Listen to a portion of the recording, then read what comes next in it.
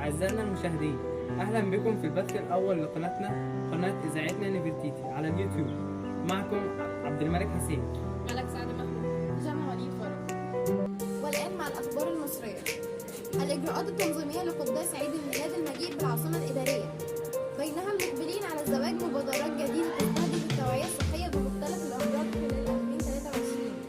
دار الإفتاء 1.5 مليون فتوى ترتكز حول حماية الأسرة ومواجهة التطرف خلال 2022.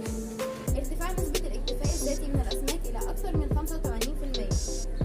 بتكلفة 200 مليون دولار البيئة تواجه تلوث الهواء والقضاء على السحاب السوداء خلال عام. 35 نشاطا تجاريا تحتاج لموافقة أمنية للترخيص. شهد عام 2022 جهودا كبيرة لدار الإفتاء المصرية في إطار دورها الريادي في الجانب الإفتائي والفقهي، وبيان ما التبس على المسلمين من أمور دينهم ودنياهم وكل ما استجد على ساحة الحياة المعاصرة.